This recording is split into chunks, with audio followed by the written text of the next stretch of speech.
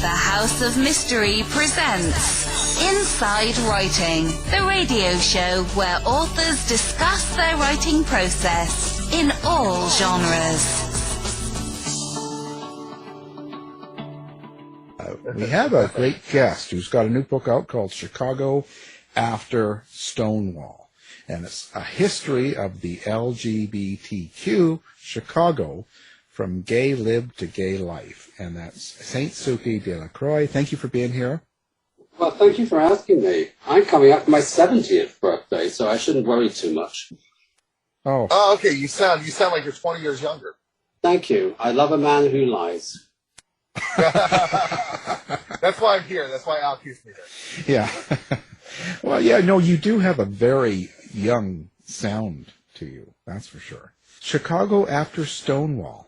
What made you decide to put that together and write that? Well, it's actually the sequel to something else I wrote, or it's part 2 of something else I wrote back in 2012. I had a book published by the University of Wisconsin Press called Chicago Whispers, A History of LGBT Chicago Before Stonewall. And it started in 1653. Before, I know Chicago wasn't there, but at the time, that was the first accounts of the feminine Native Americans in the Illuminate tribes. And these accounts were written by the French explorers like Marquette. And I started there, and the book goes through 300 years of homosexuality, which is a long time. And I ended the book on the night of Stonewall. Even though Stonewall didn't happen in Chicago, I had to end it somewhere. So I ended that book by writing about what was happening in the Chicago bars on the night that Stonewall was happening in New York.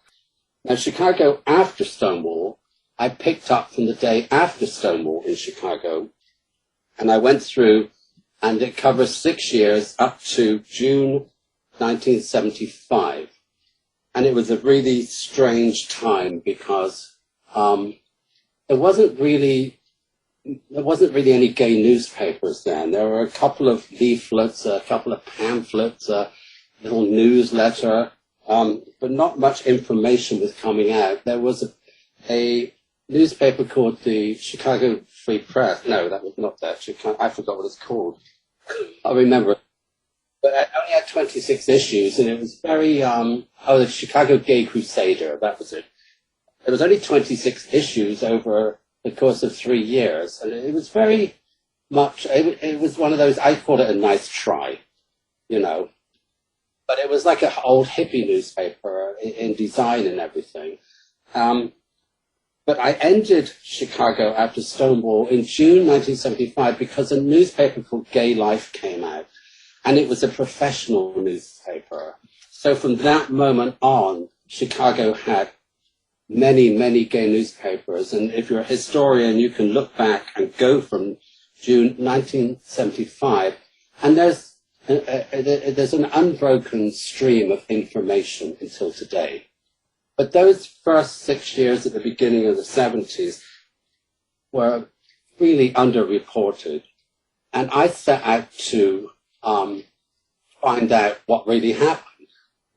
So I tackled it from other issues. I mean, the mainstream press reported on homosexuals, but of course they didn't like us very much because we were perverted and sick and all that garbage.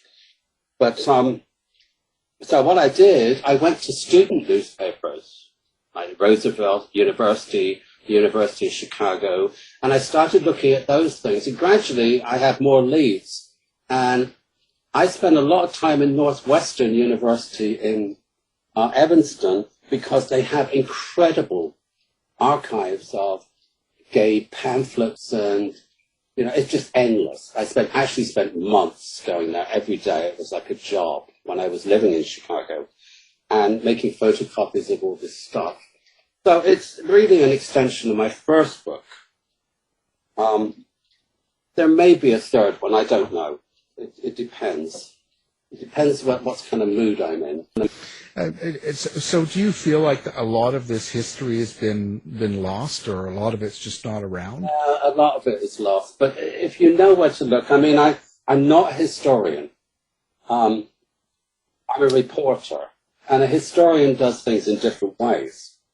They have a set way of doing things. A reporter is going to sell their grandmother to get the story. So to get information, I had to look under rocks, you know. I mean, there's one thing I did. I went to a medical library in Chicago, and they wouldn't let me in because I never had a student card. And you have to use everything you've got. And my British accent in Chicago works wonders. Thank goodness for Downton Abbey, Jane Austen crap. Because I went to the woman on the desk and she said, "I'm sorry, we can't let you in. You're not a student." I said, "Oh, I'm terribly sorry. I've come all the way to England to look in this library.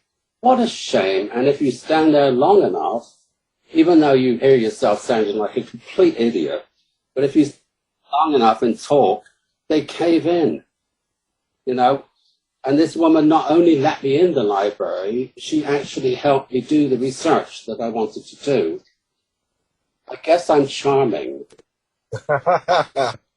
If only she knew the real Saint Sukie. Yeah, there's an accent. I've always thought about that, how self-aware you guys are of your accents. It's got to open doors. It's so lovely to listen to. I'm losing it, really, because when I go back, which is less and less often, they think I'm American. You're kidding me. Yeah, well, you could have fooled us. They hear an American accent. Wow, okay. And I have lost it a little bit, you know. Now, this book is basically about Chicago's response to the Stonewall riots in New York, what happened afterwards. Okay. Did you find, was there a kind of the similar response in Chicago? Was it sort of But it wasn't reported in Chicago at all. Oh. The press never mentioned Stonewall. It was the only place in Chicago anybody knew anything about the Stonewall riots were in a small Mattachine Midwest newsletter, and somebody wrote something that they read something in the New York Times. So it was not a big event at all. And but of course at the time, I think what people forget is that there were riots everywhere in America, you know, because of the Vietnam War, and women were protesting for the Women's Liberation Front and also the Black Panthers. And I do write in the book about the connection between the Black Panthers and the Gay Liberation Front. They were working together for a while. How people in Chicago, gay people in Chicago, were felt about Stonewall at the time, if it made a big impact on them. Well, I don't think it did. I mean, some people must have, a year later, in 1970, they'd had the first celebration of Stonewall, so somebody must have noticed it was happening for them to organize the first celebration. But when it first happened, nobody knew about it. I've met people, older people, that say they never knew anything about Stonewall until years later. You know, but maybe they were closeted, you know. But so when do you think Stonewall started to make an impact? I think in Chicago, people started to take notice when the first march happened, because the first the first celebration in Chicago in 1970 was really a political march. There wasn't any floats or anything, or you know, I don't think there were drag queens or anything. It was a political march organized by the Gay Liberation Front. They weren't known for having a great sense of humor, you know. So, but then after that, the second year it happened in 71, you started to see floats, and people started to look at it more as a celebration of being gay. And as the years rolled by, it became more and more celebratory. I mean, there were, you know, the floats and everything, and people dressing up, and then of course it became very corporate, which is what it is now. Yeah.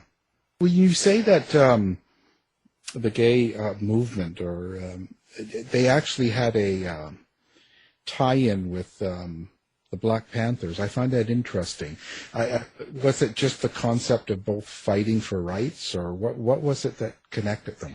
Huey Newton was a great supporter of gay rights, and he made a very famous speech. The whole speech is in this book.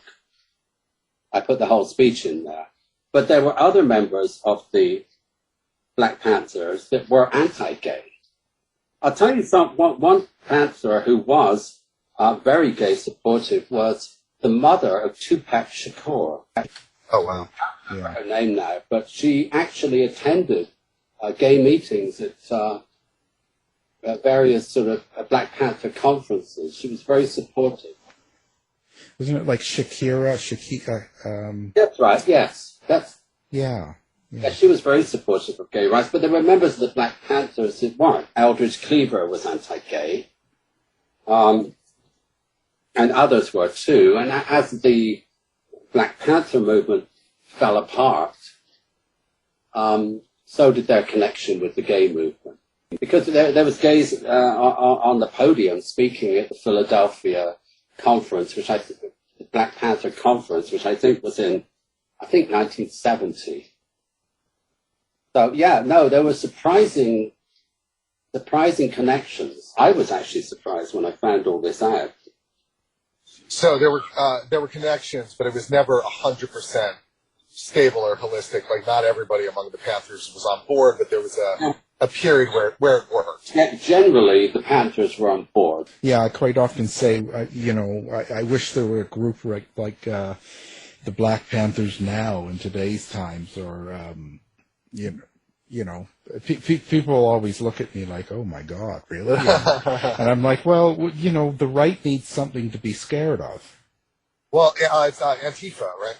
Yeah, well, please. Yeah, it's a whole different... no such thing as Antifa, Yeah. It doesn't exist at all. It's just some Republican thing, I agree with you. I think it would be nice to see the Black Panthers back. They did a lot of great work. But they were completely, that's when police were shooting them as well. Getting shot all over the place. Yeah. So things have not changed that much. So what do you hope people get out of the book? What do you hope this book does for? I wrote this book because it really pisses me off that gay history has been ignored. And the contribution that gay people have made to the world and to society is being brushed under the carpet. When I do my talks, I don't do them anymore, but there's one thing I say, that when we go to the Vatican and see the Sistine Chapel, and you see all these tourists there looking up at the Sistine Chapel, you need to tap them on the shoulder and say, I hope you enjoy this gay ceiling. Right. And this belongs to us. And we're sharing this gay ceiling with you. But you have to remember, this is a gay ceiling. Because Michelangelo was gay. Same with Alan Turing, who cracked the code, the German code in the Second World War in England. People just do not accept what we've contributed. There's a sense of erasure. It's like the gay component of it is taken out of it. That's right. America's really good at rewriting its history and ignoring. Yeah. And in present-day Chicago, I'm really curious about these newspapers. Is there a number of gay newspapers at the moment? No.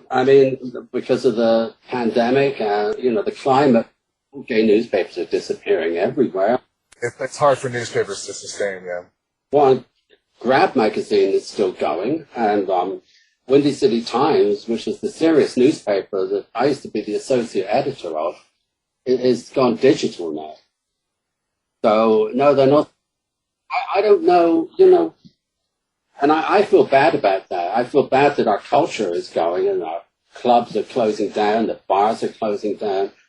And it's hard to tell whether that's just happening anyway, or whether it's because of the pandemic. But then I have to tell myself, as an old man, I'm aware that I cannot cling on to the past, and everything changes. And, there'll be another way that the gay community is going to go. I don't know. But, you know, I'm nearly 70. And, you know, I see this happening, and I miss, you know, our culture disappearing. But, of course, maybe it needs to disappear for us to move on to the next stage. I don't know. And you also mentioned earlier something that I think is a big part of what you're saying, which is the corporatization, right? Like you just, Pride Month was this last month, and I hear so many people echoing in your community that it's been corporatized, like it robs it a lot of a lot of its meaning, and as you're saying, a lot of its culture. The culture gets bled out of it. Well, that's what's happening. You know, I before I left Chicago 7 years ago, I went to a Pride March, and there was a beer company had a truck in the parade, and on the side was a man and a woman kissing. Oh, forget it. Yeah. But I mean, it was a gay parade. It was actually Bud Light, you know. So I just think it was a little bit insensitive, and you know, so it's a shame that's going. And there's always politicians on there, and of course we need politicians, but you know, I personally think they're all crooks. But so it's not my parade; it's everybody's parade. So. Right, it gets watered down and absorbed. And I don't know. I mean, you know, now we're in the military. Now we can get married. Now we can have kids. It's like, be careful what you wish for. We got. Well, so in other words, the fact that it sounds like a lot of the sentiment is also that you used to be a legitimate counterculture, and that changes when you become culture. And being inside and being accepted by people is, well, it's not very interesting, is it? You don't feel very radical. Right, that's so fascinating. Yeah, it's happening broadly among artists in the current moment. I feel that to be an artist, you shouldn't be countercultural. You're encouraged to be more of a propagandist for this or that, and then that's what it's turned into. So. I can only understand what you're saying personally from that vantage point. But I think an artist's job is to produce things that nobody else is producing. You know, things new and inspiring, and when you've got something to say. But if you have everybody saying the same thing, it's I mean, what happens here in Palm Springs? And there's nothing wrong with this. I'm not criticizing anybody, but it's a lot of people my age. And they were hippies in the 60s, wanted to change the world. Then they disappeared into corporate America when things got real, like the rent was due. And then they retired, and now they're bald with ponytails and doing art in Palm Springs. There's nothing wrong with that. But I look at these paintings, you know, and it's a lot of the same thing, you know. I sometimes think I'm going to kill the next abstract artist I come across. I used to go out, I was an entertainment photographer, event photographer, and I was at a drag show one night, and it was 2 hours late. And I thought to myself, you know, if anybody comes on and does Whitney Houston smoking a crack pipe, I'm going to kill them. Then I realized I was. So I thought, this isn't photographs anymore, so I stopped taking photographs. You know, I got to breaking point. Yeah. It's easy to breaking point. You know, no, I enjoy art and ideas that I've never heard before.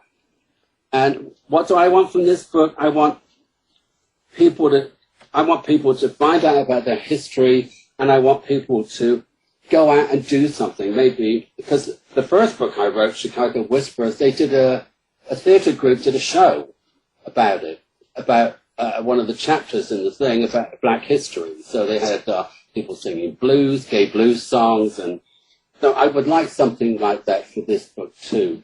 I want this to inspire people to go on and do something, because one of the things I hate is people that don't do anything. You know, yeah. Oh, that's great. It sounds really good. So you want to give cultural infusion for the book. To just like, here's where we came from, this is what we're about, and it's all stimulating and powerful, and don't allow it to get thrown out or lost. That's what I want, but who cares what I want? Well, yeah. Well, So there is something about the mainstream trying to put us gays into a package, like almost present us or make us fit into mainstream life, and I think that's sort of that's sort of where if we don't tell our stories, they will tell our stories for us. And I don't want to hear their version of our story. So that's why I do this. This is our story, and I want people to read it, especially young people. You know, because they have a certain amount of freedom now in some of the big cities, you know, and they're somewhat accepted. But I want them to see what it was like years ago and what other people had to go through for us to gain that acceptance. You know? I think it's a good lesson to learn from the past. Yeah, did you see the Netflix Peter Thatchell? Have they done something about him? I know him. Yeah, so we had him on the show. Hating Peter Thatchell is what it's called. It just came out, and it kind of talks about his life in his own words, about how many times he was beat, and I think it's very important that sort of stuff gets across. Yeah, he's dedicated his whole life to activism. You know, I did meet him once, and talked to him. He's a very interesting man. The fight seems to be continuous, you know, because it's 2 steps forward and 1 step back. Well, did you learn anything that you were surprised by, that you didn't expect to learn when you were researching? I never expected the connection with the Panthers. That surprised me a lot. And I'm surprised how, I mean, what happened was after Stonewall, the GLF started at the University of Chicago. It was the university students that started the movement in Chicago. They were the first to have gay groups. There was a gay group in Chicago, the Mattachine Society, but it was very old-fashioned at the time. You know, the Gay Liberation Front was vibrant. It came out of the anti-Vietnam War thing and all that, and women's liberation and all that stuff. So it was young, and they had the energy.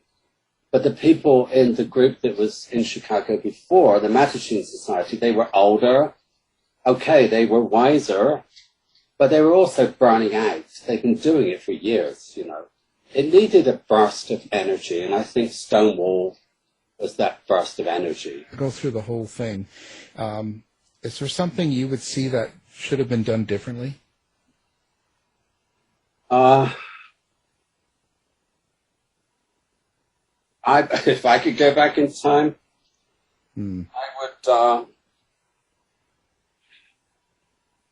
I wouldn't listen to psychiatrists. Yeah. You got to look at why gay people were persecuted in the first place. It was religion, and then in the 19th century, it was psychiatry. Yeah. They were the ones that kept us out of the military in the Second World War. They were the ones that said we were insane. They wrote lots of books about it. There was money to be made from being homophobic.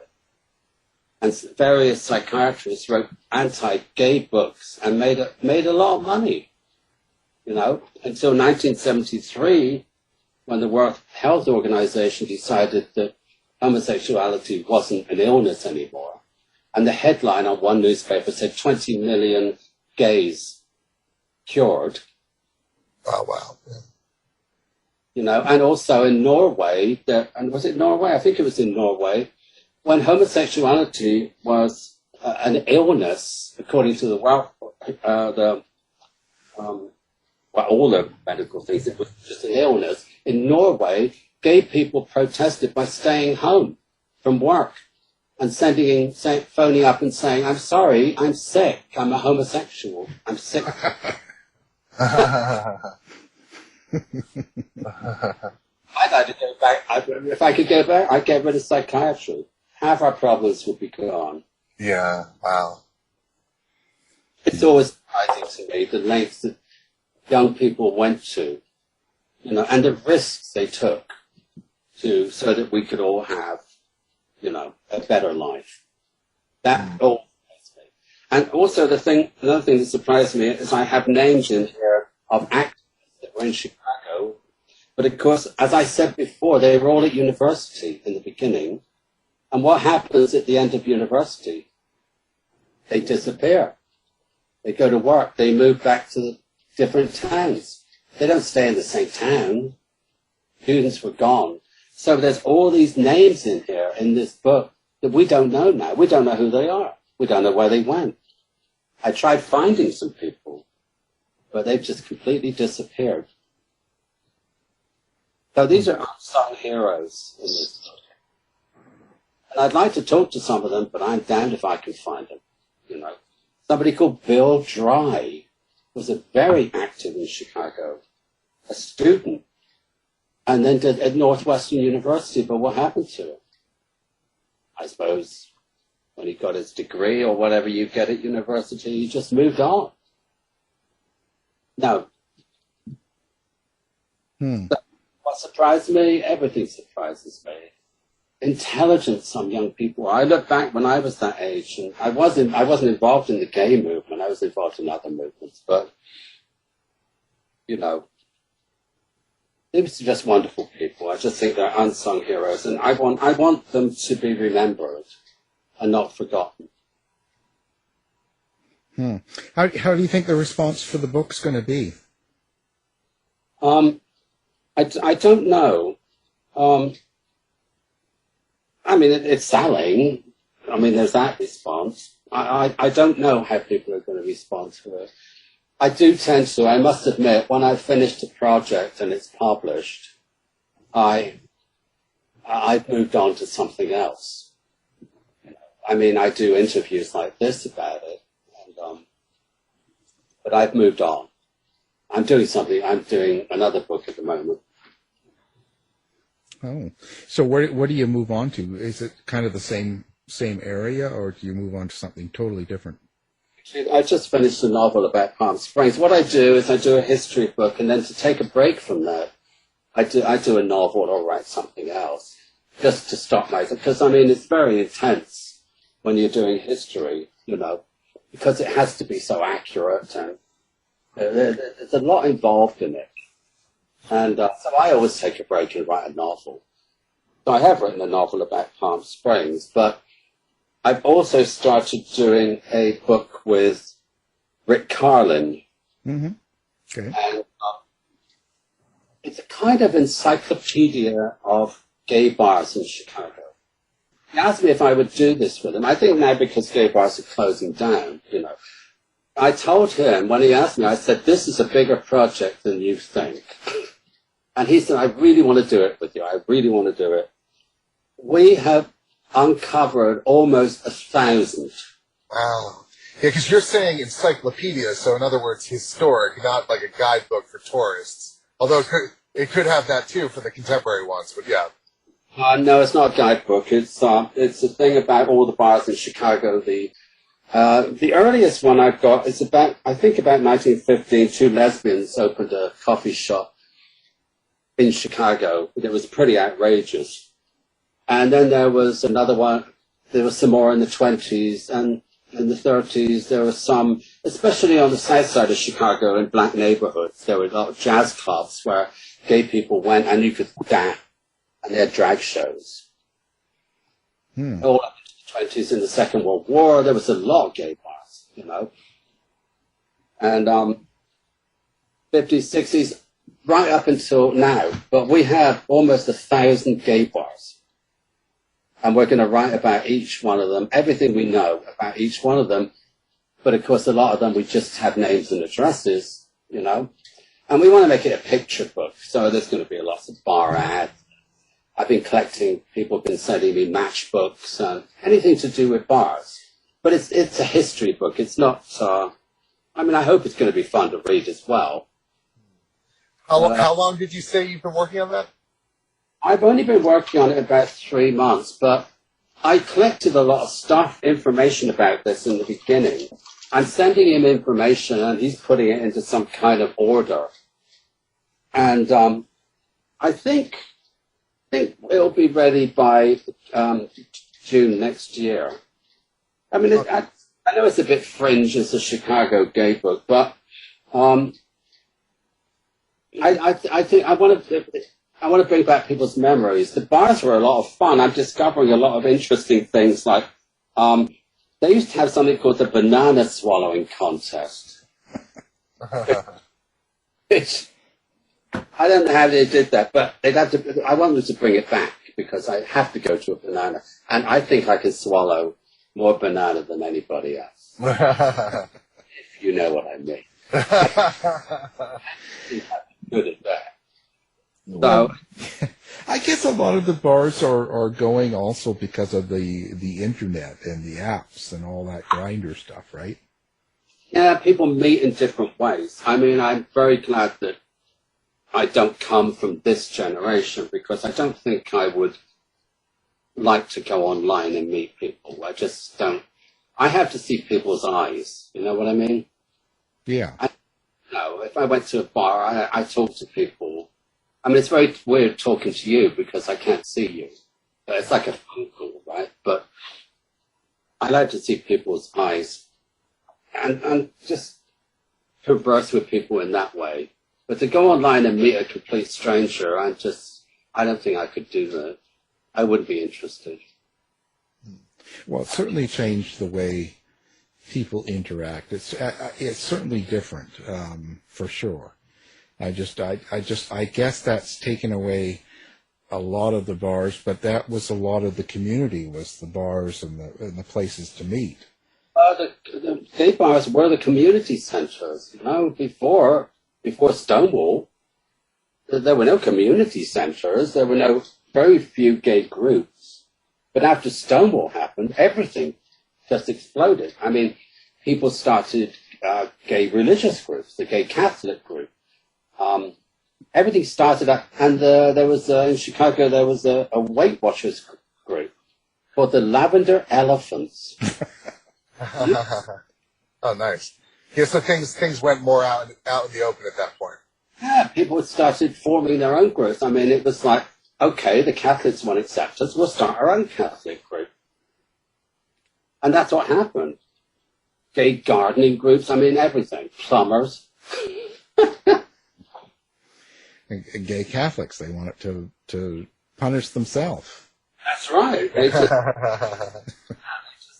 sat around with themselves. I don't know what gay Catholic. It's like the gay Trumpies, you know, they just... Right, they can't help themselves. Yeah. They don't have partners because they... Oh, my. ...themselves. Oh. I make a mental note. It was 44 minutes in, Al. But I think that's great. I think it's really good work. I think that it should be done because a lot of the young people are going to have no idea. I don't think they know the community and how people relied on each other differently back then. I mean, they don't have that now. It's not the same. I've done talks. I did a talk at Truman College, and first I did Columbia College, which is a liberal arts college, and it wasn't very good because the people there were more worried about their hairstyles than anything else, you know. And then I did another talk at Truman College, which is a blue-collar college, and the kids there were great. They were asking really interesting questions. As they walked in, I walked up to one of the women. She had a pair of jeans on, and I said, I am making a citizen's arrest. It's 1973, and I'm arresting you for cross-dressing. And she said, why? I said, because you're wearing jeans, and there's zip down the front of them. In Chicago, that was illegal until 1973. Oh, get out of here. Wow. Yeah, that was cross-dressing. Wow. I know, it's crazy stuff. Everybody was wearing, all the women were wearing jeans, but they only applied the law when they raided a lesbian bar. Oh, I see. You know, you had to wear 3 items of female apparel. And then 3 Latino drag queens were arrested, and they went to court, and the law was changed. They all turned up in court in drag. Oh, wow. Oh, that's a good story. And that changed in 1973, which is I write about in Chicago after Stonewall, you know. But no, I mean, no cross-dressing. You're saying for women to have gone out in public to follow the law, they had to have 3 items of female dress? Is that what you just said? That's right, yeah. And when one woman told me they used to raid the lesbian bars, and when the police came in, they would run into the bathroom, because back then, a lot of it was masculine and feminine women.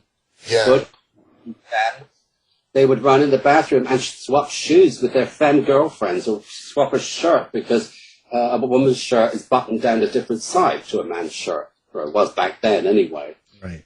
They would just change, so they had 3, while the police would batter the door down, they would be changing into their girlfriend's clothes. It was just absolute. It's complete Gestapo stuff. Yes. Yeah. But also in the book is the 1973 case when I think 26 police got arrested, some of them sent to jail for screwing money out of gay bars. There was a huge court case. Oh, so they were going and shaking them down and like the mob. Yeah, and the mob was shaken down as well. So right. And some of the bars were paying $300 a month to the police just to be left alone, or just for whatever reason.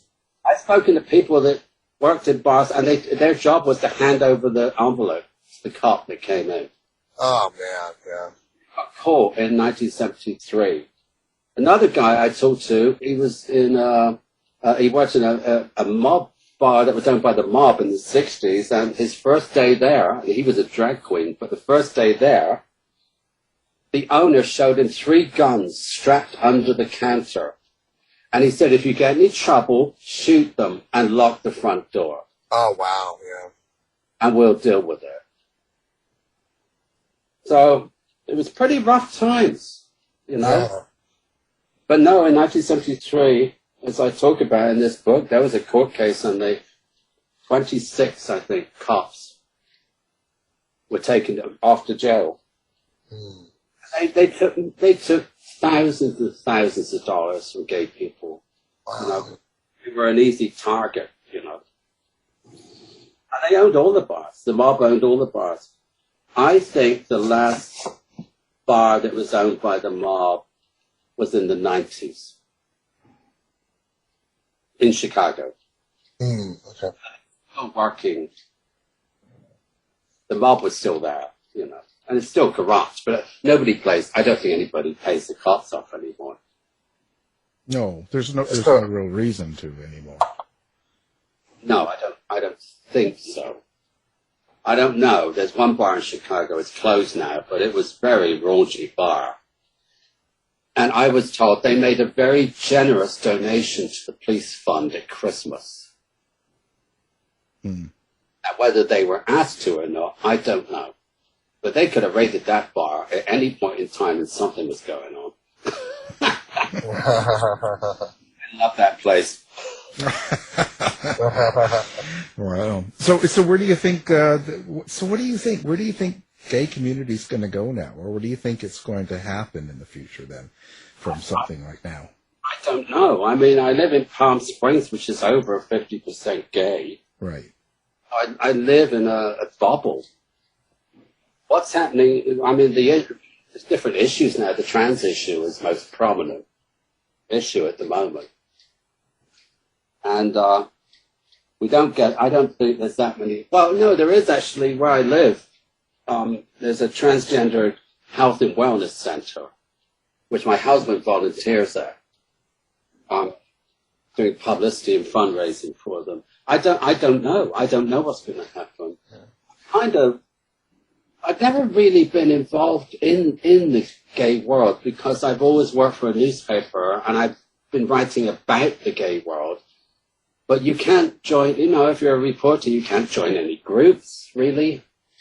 You have to stand outside of it and watch it to a certain extent. So I don't know what's going to happen. I don't know. It's interesting. I'm letting it unfold. I just observe and watch it. I don't do anything else. It's interesting how, like you said, the trans issue is central now the same thing is repeating, where you have cisgender people writing alarmist books, warning, to create fear around trans people. It's the same thing you said was happening, like with the psychologist making money in the 50s, writing about gay people. It's the same sort of impulse. It is. Yeah. The same sort of fear, too. Right. It's exactly. But I mean, the trans issue is difficult because I've stopped talking about it because whatever you say is wrong. Yeah, it's very, very delicate to talk about. We've talked about it a lot on here. You have to navigate very consciously. Yeah, it is, because, I mean, these people have been persecuted all these years. And, it's the same with the women's movement, which I actually write about in Chicago after Stonewall, because women became separatists. Women's separatism. And they wanted nothing to do with gay men, lesbians, wanted nothing. Yeah. And there was all that, and that was vicious. In one lesbian paper in Chicago, they asked women if they were going to the gay pride march, and one woman said, "No, I won't go because it's run by faggots." Ooh, yeah. I mean, you're seeing that same manifestation with the trans issue. It's the same split dividing line among different groups that have differing levels of oppression or marginalization. It's mind blowing. Yeah, it is, but it's not helpful. But yeah, it doesn't get anywhere where they intend to go. Anybody where they intend to go. It pushes people away. I mean, if you're older, I mean, it's different for me. I worked for the papers, for 30 years or whatever. So I've seen this whole thing progress.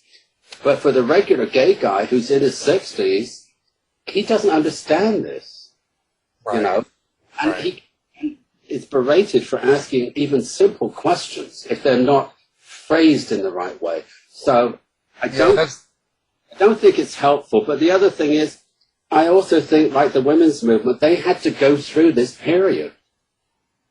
They had to go through this angry period to do this. And I mean, that's an interesting point, because when you're assimilating, when you're coming from a minority position into the broader culture, it's inevitably there's going to be friction, and different outgroups are going to clash. So from an aerial view, it makes sense. But like you said about berating, that's something Al always says. It's like, there's no need to get angry. Like, it really hurts your own cause when you start telling people off and just getting irate with people. Right, you can't expect somebody in their 70s to understand this, because they've grown up most of their life with two genders. Correct, yeah. And they knew that there were some people that were in between somewhere. Now it's exploded, and they're put off. I know people that are put off by the anger. And even I stopped talking. I'm talking about it now, but I stopped talking about it. Yeah, I don't blame you. It's also very tied up in your own personage, your own ability to find, like you said, there was, for most years, two genders, and some people were in between. Like, to the extent that a given individual has the fluidity within themselves, they can navigate it. But if somebody is just more gendered, it's going to seem really shocking, and it's going to be a big jolt. So, yeah, I agree. It is, I'll get off it, because it's difficult to talk about. It is, and whatever you say is wrong. I mean, people will complain about what I've just said. Oh, yeah, and also me being a cis or cis-ish, a friend recently called me, like, I've been told not to ever talk about it. Like, I shouldn't talk about it because me just talking about it is offensive. So you can't win. No.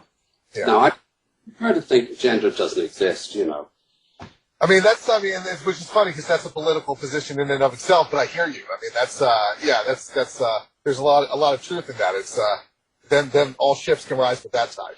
It doesn't have to exist. And maybe I'm just bitter because I don't have really nice legs for a giraffe. Now we're getting somewhere. Yeah.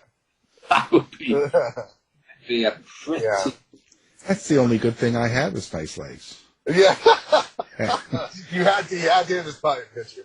Yeah. Well, I really don't understand the anger. That's sort of what surprised me. That's just, why.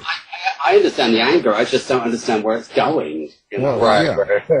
Yeah. I think that's sort of what I mean. I just don't know. They sometimes try to stop the gay parades. I would have thought go to something Republican saying, they're the ones. But they say there's a lot of racism in the gay community, and there is. I just don't know if stopping a parade is the way to deal with it, but if that's what they need to do, that's what they need to do. Yeah. I fully understand the anger. I just think it should be applied to the right place. You know, some places are more transphobic than other places. Yeah. Or applied at all, right? Instead of just being anger where there's shouting on the internet, it can be applied to any sort of action so you can play it through and see the outcome. So I think that's the real problem, is that it's a performative anger in a lot of cases. Right. Yeah. Right, yeah. I don't know. I know my friends that have transitioned don't, they're not involved in all that. They're just... Oh, likewise. Thank you for saying that, because I've felt the same in my social circle. It's ironic that they have other voices screaming on their behalf in a lot of cases where it's like, they're just off living their lives. Yeah, but, I don't agree with all gay people, I happen to think that one of the... I hate most gay movies I can't watch, Yeah, I've heard that before. Well, I can only imagine, the amount of button pushing that must go on. And like you said, it's not always... your own community that gets to tell the story. Right. No, we have to all tell our own story.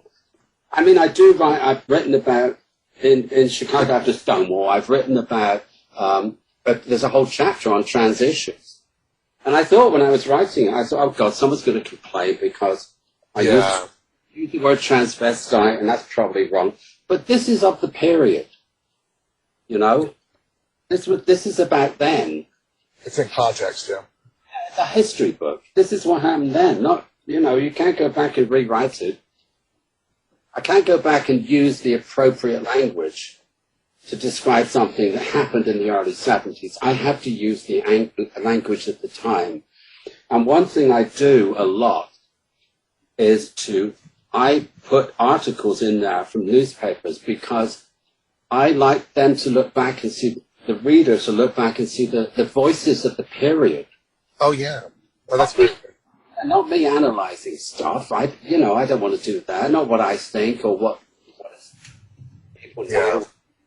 This is what people wrote then. This is what they said. I've done a lot of things about I don't know what you call them, the advice columnists. We call them agony answering them. Those people, because they were very influential, and Ann Landers was homophobic. Oh, yeah, that's right. Things about gay people. But that's what people saw. They saw the Ann Landers column, So. Yeah, there's no point in sanitizing anything, like any content or language. Like, it doesn't make people less coarse on the inside if you sanitize the surface. So it's a double-edged sword. It's one thing to be polite and appropriate and speak sensitively, but you can't really weaponize that toward making people compassionate. So I think it's really good that you share that stuff. I'm not rewriting history. That's not my job here. You got it. Yeah, no, well said. It sounds really good. It's just the facts. It's just what people lived, Yeah, and that's important. My history, I've heard accounts of Stonewall that are just stupid. Yeah. Okay, so now, is this book going to be available everywhere? Like I see, of course, it'll be on the Rattling Good Yarns website, but is it going to be everywhere too? Yes, it is. If you go to the Rattling Good Yarns website, I'll sign a copy. But you can get it from Amazon. You can actually order it from, I can't believe this, you can order it from Walmart. Oh, nice. Oh, that's awesome. On their website, I just advised people on Facebook, I said, wear something ridiculous and go and buy my book in Walmart. Oh, nice, yeah. Yeah. That is, hey, there's no two ways about it. That's making it. Your thing is in Walmart. That's, you're hitting everyone. No. Yeah. Well, they haven't got it on the shelves, but they got it on the website. You could order it. So Yeah. I'm tempted to go in Walmart. I've never been in Walmart, but I'm tempted to go in and order the book. Yeah, Walmart needs all the counterculture it can get. So. Yeah, I think you can get it in Target as well. Oh, no, there you go. So you're that's good. You're in all the right institutions. They need more of this content. Right. Yeah, when I go into, I'm not even kidding, when I go into Walmart, I have a panic attack. It's like being at a concert at Madison Square Garden. It's like people are just tidal waving over you. So it's good you've never been there. I would stay away. Yeah, it's not a good place.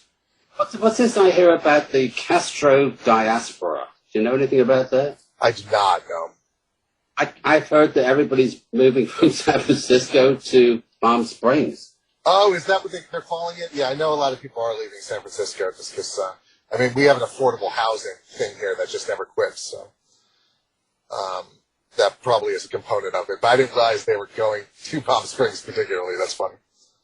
Yeah, I think, well, I don't know. It could be just a press thing that somebody made up somewhere. But, I mean, I do know the prices have gone through the roof.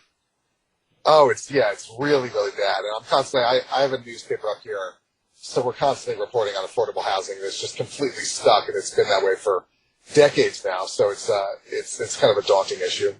Well, this is fascinating, and again, thank you very much, and thank you for doing the book and talking to us. And again, the book we're talking about is Chicago After Stonewall, and that's a history of the LGBTQ Chicago from gay life to gay lib. And our guest has been the author of that, St. Sukie de la Croix. Thank you for being here.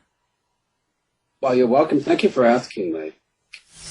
To find out more about our show, guests, or to listen to past shows from our archive, please go to www.houseofmysteryradio.com. Show's over for now. Was it as good for you as it was for me? Well, good night.